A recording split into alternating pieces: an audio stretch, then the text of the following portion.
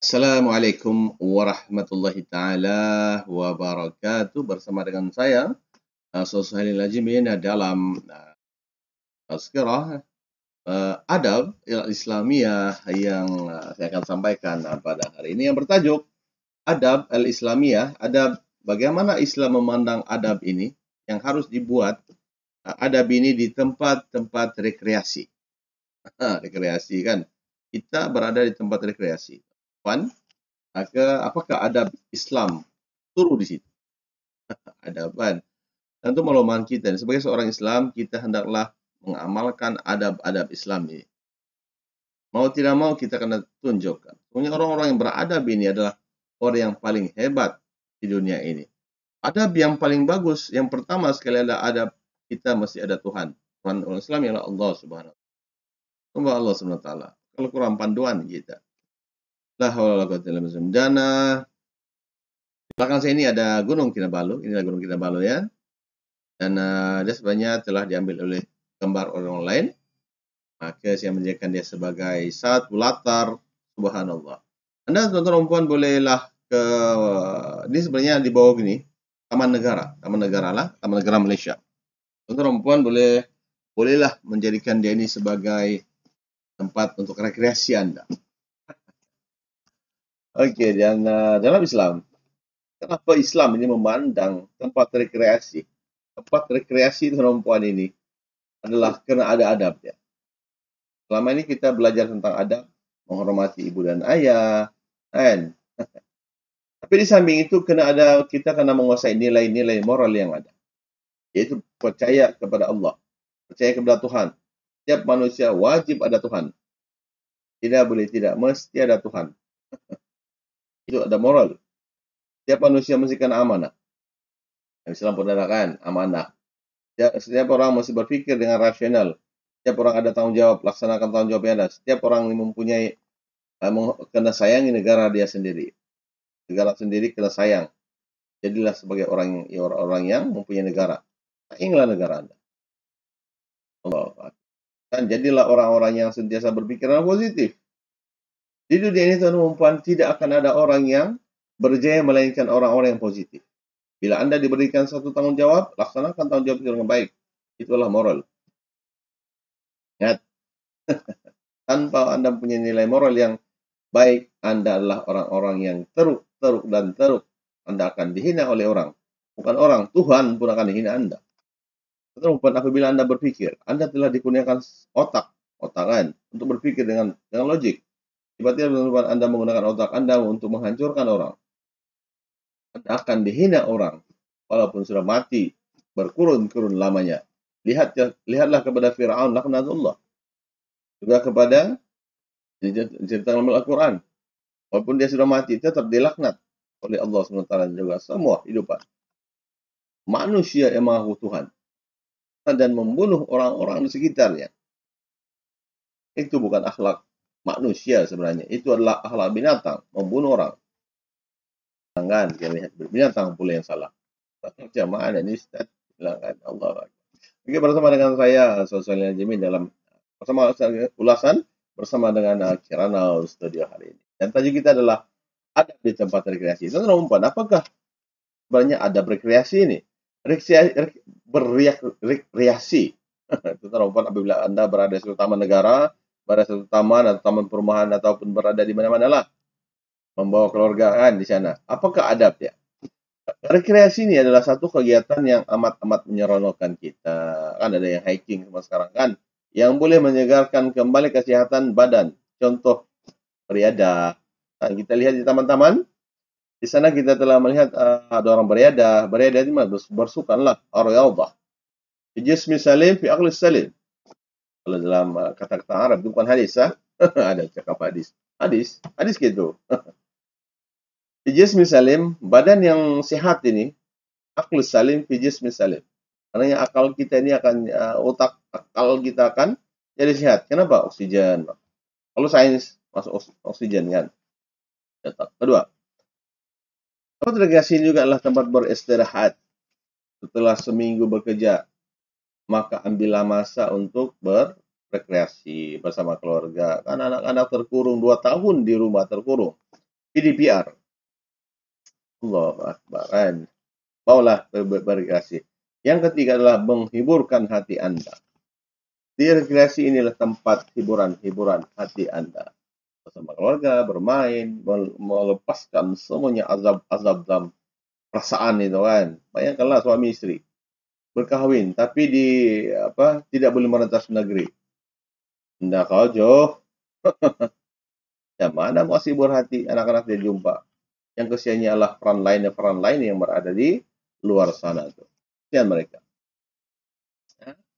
Teman-teman yang dirahmati, mari kita melihat tentang kategori rekreasi. Kategori rekreasi ini ada dua. Satu pasif dan satu aktif. Yaitu aktiviti yang tidak banyak memerlukan tenaga fisikal seperti bersiar-siar, berjalan, dan berkelah. Ada kan? Ini yang pasif. Kita datang di satu tempat, macam kalau di daerah Ranau ini adalah tempat untuk rekreasi kan. Kita datang di Poring misalnya, ataupun di Arna Village, welcome to Ranau. Arna Village kan, tempat kawan lah. Ataupun Sabligot, di Lohan sana. Ataupun ikan, di Lowanti sana. Ataupun Gunung Kinabalu ini sendiri. Datanglah.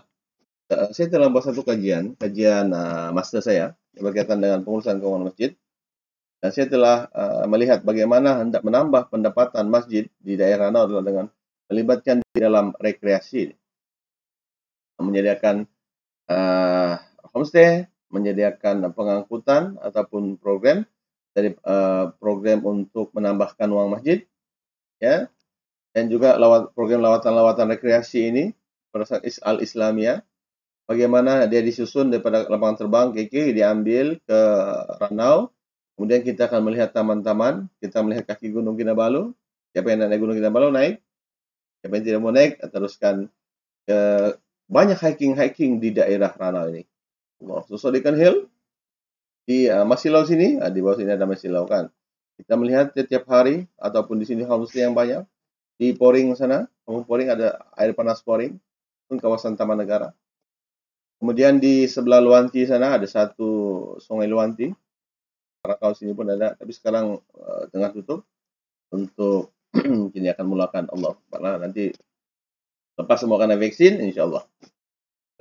Jalan-jalan ya. Pastikan Anda divaksin lah. Allah. Karena kajian membuktikan bahwa dengan vaksin yang telah diberikan itu dia mengurangkan kadar masalah pada kita, kepada siapa yang dijangkiti oleh penyakit itulah. Apa yang berjangkit ini Allah, jauhkanlah kami daripada penyakit berjangkit ini Allah. Kemudian rekreasi yang pasif tadi itu seperti bersiar-siar, kita boleh guna dengan trekking, berjalan-jalan dan berkelah. Berkelah teman-teman, biasanya orang akan bawa makanan. Jadi sampah dalam Islam teman-teman kena jaga. Buang sampah, ada pula buang sampah macam-macam, sampah sarap pula, sampah plastik. Allah Akbar. Aktif. Kegiatan rekreasi yang aktif teman-teman adalah tertumpu kepada bahagian aktiviti dasar yang melibatkan ketahanan fizikal seperti bersukan, kembara, mendaki bukit, menunggang kuda. Sekarang ini ada yang motor ATV kan, itu ada di Ranau, ada semua tuh. Welcome to Ranau semua. Welcome to Ranau lah. Oke, Ranau teman-teman hari ini sejuk. Allah Akbar. Faedah di Islam melihat kepada faedah. Apakah faedah yang Anda dapat apabila Anda terlibat dengan rekreasi ini? Pertama sekali dari aspek fisiologi. Fisiologi teman-teman kalau kita lihat dalam sains, tapi Islam melihat ini. Islam semua masuk dalam sini. Fisiologi, psikologi, sosiologi. Fisiologi. Apa yang kita mau? Dalam mana? Jangka masa pendek teman-teman ialah menguatkan stamina, menstabilkan mental dan mengeluarkan peluh. Fisiologi kita. Jangka masa panjang meningkatkan daya tahan tubuh dan meningkatkan kecerdasan badan. Kalau yang gemuk-gemuk tu, pergilah jogging. Kan? Jogging sambil menghirup udara yang bersih. Lihat dia Gunung Kinabalu. Tertinggi di Asia Tenggara. Psikologi. Dari segi psikologi teman-teman, apabila kita selalu pergi taman rekreasi ini, yaitu mencerdaskan akal pikiran, mengurangkan stres teman-teman, kerja seminggu, 7 hari seminggu, stres kan. Jangka masa panjang cepat bertindak dan kritis dan kreatif. Rekan-rekan yang stres, inilah bersukan. Sosial. Memupuk perpaduan. Apabila kita berada di satu tempat, kita akan jumpa pelbagai jenis manusia. Ada yang berkulit hitam, ada yang berkulit hitam sawo, ada yang berkulit putih, ada yang kulit, ada yang berambut hitam, dan sebagainya. Ada yang berbangsa ini dulu sebelum COVID kan datang, Ranau ini perempuan adalah Korea pun datang, Jepun pun datang. Tak payahlah pergi Jepun, tak payah pergi Korea, tak payah pergi China, semua ada di sini. Jadi kita akan jumpa di Ranau, kemudian juga akan ke kawasan pelancongan. Nah, di Ranau ini dia punya murah, kan? Tiket murah, kapal terbang, Asia kan. InsyaAllah selepas ini perempuan ekonomi akan berjalan baik. Kemudian selain itu dia mengeratkan silaturahim yang lebih erat. Apabila kita pergi keluarga kan, kita ramai-ramai mengeratkan silaturahim. Jangka masa panjang lah masyarakat maju, masyarakat sejahtera, negara majulah. Ada berkreasi perempuan ialah dalam Islam. Kalau pergi berkreasi tutup aurat, tapi kita melihat jangan trekking ya Allah, ada yang pakai separuh seluar saja kan, fit lagi. Aduh. Nah, Islam tidak benarkan itu. Kalau jalan-jalan lah pakai tudung dan tutup aurat lah, yang Islamik yang suruh. Pahala perempuan. Yang kedua adalah menjaga batas-batas pergaulan. Lelaki dan perempuan jaga batas pergaulan. Yang ketiga menjalankan aktiviti yang tidak bertentangan dengan hukum syara. Nah, janganlah yang kalau dalam Islam tidak membenarkan tentang arakan. Nah, janganlah ada arak. Minumlah kopi oke Pak. Kita lihat kepada orang yang mabuk-mabuk ini, berpikir sih dia akan buang semua tuh tin semua tuh. Allah, sebelum mabuk mana ada lagi kan? Tapi dalam Islam kita benarkan yang tidak memabukkan. Ingatlah, di surga itu banyak makanan-makanan yang sedap yang Allah janjikan. Termasuklah makanan-makanan yang kita tidak pernah rasa di dunia ini. Orang Islam ingat yang Islam, arak perempuan Allah janjikan ada di surga. Tapi dia tidak memabukkan. Dia lebih 99,99 kali lebih sedap daripada dunia ini. Dunia ini 0,01 saja punya kesedapan. Ingat perempuan yang 9, semua yang berada di dunia ini fana. Di surga yang kekal abadi. Ya ucaplah la ilaha illallah Muhammad Rasulullah. Yang keempat adalah menjaga harta benda awam. Perempuan apabila berada di tempat rekreasi ini ada harta benda awam, jaga, jangan kasih rosak. Yang kelima adalah menjaga kebersihan di tempat rekreasi. Itu kalau kita jaga dapat pahala, kalau kita buang dapat dosa. Apa? Buang macam-macam lah, buang sampah lah, buang plastik lah. Apa? Kita boleh. Dan Islam tidak benarkan. Yang ketiga, 6 adalah mematuhi peraturan yang ditetapkan di tempat rekreasi.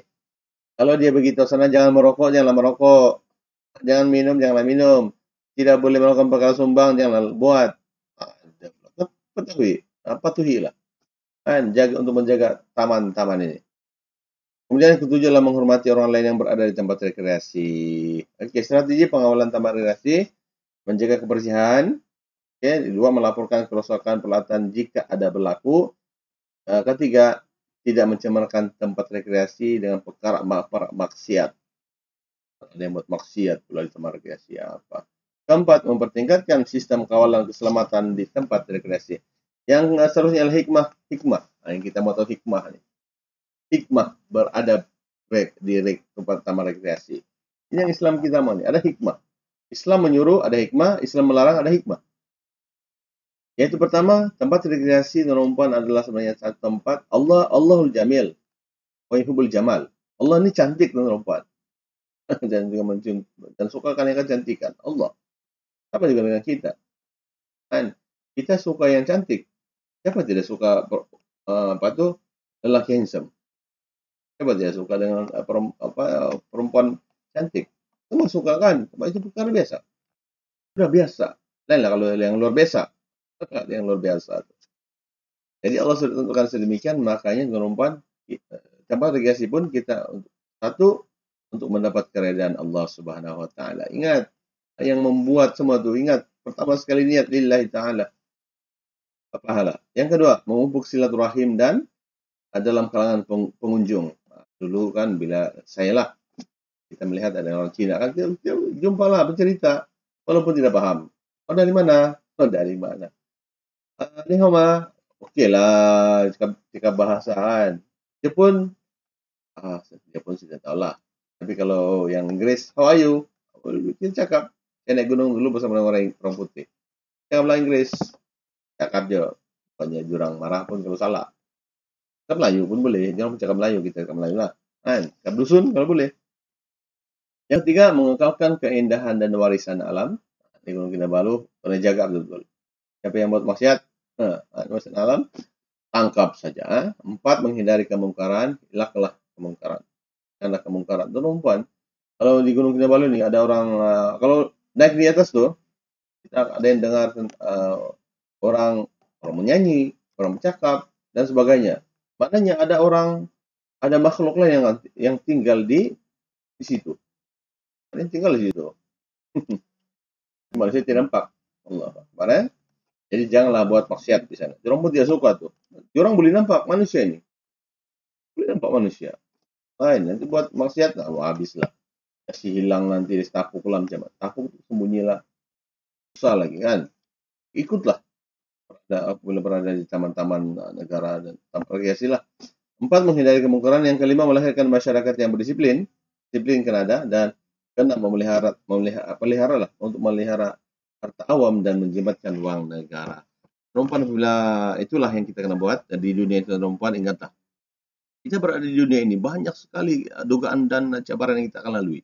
Bila berada di taman rekreasi, macam-macam kita akan nampak dan sebagainya. Kecantikan, ada juga yang tidak cantik, maka diam saja.